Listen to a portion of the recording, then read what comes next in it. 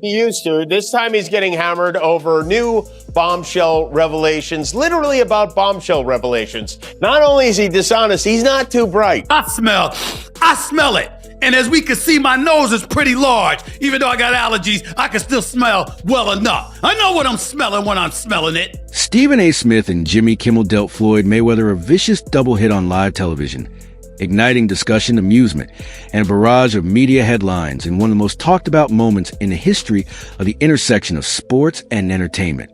The event, which fused Kimmel's trademark late-night humor with ESPN's uncensored sports commentary, took place as concerns about Mayweather's suspected involvement in cryptocurrency scams, dubious real estate transactions, and unpaid bills grew. Kimmel's scathing comedy and well-timed parody of the champion's public persona, and Smith's scathing criticism of Mayweather's legacy and financial choices during a heated ESPN debate, revealed weaknesses in the unbeaten boxer's meticulously built empire in addition to providing entertainment.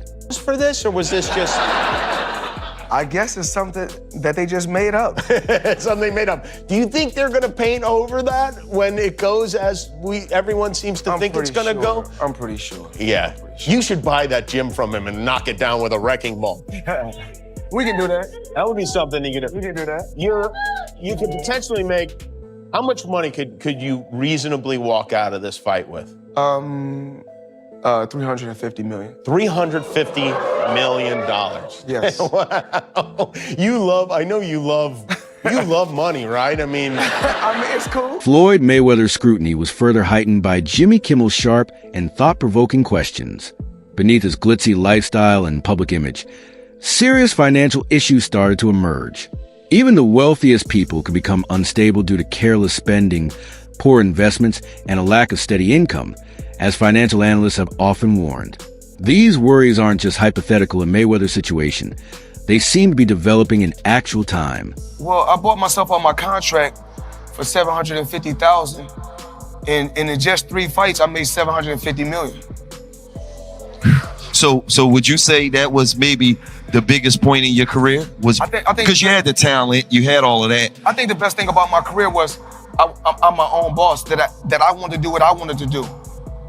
I rolled the dice, and to become great at whatever you want to do, you got to roll the dice and take a chance on yourself. The comedic commentator Jimmy Kimmel has made fun of Mayweather's entourage and public presence before, most notably during the Mayweather-Pacquiao bout in 2015, when Kimmel made an appearance in Manny Pacquiao's entourage wearing a comical suit, garnering media attention. Late-night personality Jimmy Kimmel gave the Mayweather-Pacquiao fight in 2015 a noteworthy twist by joining Pacquiao's entourage and making fun of Justin Bieber, who was known to go with Floyd Mayweather. When Pacquiao made an appearance as a guest on an April 2015 episode of Jimmy Kimmel Live, Kimmel got involved. In the conversation, Kimmel joked that he would like to be a member of Pacquiao's team and offered to be his Justin Bieber. Pacquiao concurred, paving the way for Kimmel's special involvement. Kimmel kept his word and accompanied Pacquiao to the ring at the MGM Grand Garden Arena in Las Vegas on fight night. In keeping with Pacquiao's moniker, he wore an outfit reminiscent of Run DMC, replete with a Pac-Man t-shirt, gold chains, and a black fedora. Instead of the typical dots, the shirt amusingly showed the Pac-Man character eating tiny pictures of Mayweather's head. If everybody claiming that I'm not that sharp and I'm not that smart, then why should I give you guys my business plan? Right, why you want to know? Why should I reveal my business plan? It's obvious if I've been a multi-millionaire and made over $1 billion by the time I was 40, I think I made over, $1.2 billion with no endorsement deals, independent. So it's obvious I got some type of remedy, or I know what I'm doing. In addition to these tales, Mayweather's lifestyle is characterized by high spending. For example, he has been known to pay his personal chef up to $1,000 every dinner and his barber up to $1,000 for haircuts. He has also made significant purchases in luxury cars, such as a $4.7 million Koenigsegg CCXR Tre Vita, one of only 2 in the world. These instances highlight Mayweather's extravagant spending and dedication to upholding an opulent lifestyle, which defies approach to riches. Stephen A. Smith has been vocal in his criticism of Floyd Mayweather's financial practices, specifically his lavish spending and dubious investments. Smith's analysis raises questions about whether Mayweather's extravagant way of life can be sustained. For example, Mayweather's alleged $42 million investment in a real estate portfolio in New York City has drawn criticism. There was doubt over the validity of the transaction, as investigations showed that the ownership documents did not show any change in ownership. According to Smith's criticisms, Mayweather's financial choices could not be consistent with his image as a wise businessman. His financial practices are called into doubt due to the apparent disparity between his reported investments and actual ownership. Smith's research serves as a warning about the dangers of unbridled spending and the significance of openness in financial transactions. Even though Mayweather has accumulated substantial riches throughout the course of his career, these recent events suggest that his financial future may not be assured. Smith's remarks highlight the necessity of cautious financial preparation and the hazards connected with maintaining a high-profile lifestyle. The mix of extravagant spending and dubious investments could endanger his long-term financial stability. Third, having any real kind of boxing background. I did not see the fight, although I heard he lost every round and Floyd Money Mayweather was whipping him pretty good. I was not there. I did not see it. I do not know. Here's what I do know, which is where my disappointment comes from. When you are as great as Floyd Money Mayweather, everybody doesn't deserve to be in your space. I know you like to make money. You're never going to stop making money. Very, very few people on the planet know how to make money like you know how to make money. But some of this stuff has got to stop. You want to get Conor McGregor in the ring for an exhibition match? All right, that's fine.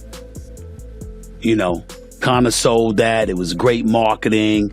He's not a boxer, but hey, he was a knockout artist in the UFC. I get it. John Gotti III, I don't know anything about him. I'm not trying to disrespect him. And yes, I'm being smart. I'm not trying to disrespect the grandson of a mobster. Fair enough. But what I'm trying to say is this. When you're great, when you're elite, not just anybody deserves to be in your pristine space. And what I mean by that is I'm not talking about on the street, anything like that. Boxing is your thing. Floyd Mayweather's longtime opponent Oscar de la Hoya has openly chastised Mayweather for what he sees as his hypocritical attitude toward exhibition bouts. Although Mayweather frequently makes fun of YouTubers and crossover fighters like Logan Paul, de la Hoya has noted that he has made a substantial profit from similar endeavors.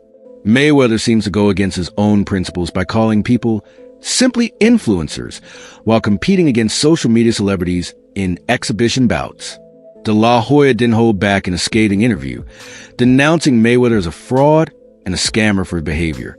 He underlined that boxing's legitimacy is compromised by Mayweather's participation in these exhibition fights, particularly when he condemns others for doing the same. De la Hoya's remarks draw attention to the continuous conflict between the two boxing greats, as well as the larger discussion around the sport's commercialization. Floyd Mayweather Jr.'s recent exhibition fights have drawn harsh criticism from Oscar de la Hoya, who has implied that Mayweather is suffering for financial gain or attention. Mayweather's regular media appearances and contentious takes, according to de la Hoya, are timed to rekindle public interest and generate revenue. De la Hoya described Mayweather's exhibition bout against John Gotti III as a circus that left the audience jeering in an Instagram video, underscoring the event's chaotic nature, which included a referee change that Mayweather himself started in the middle of the fight.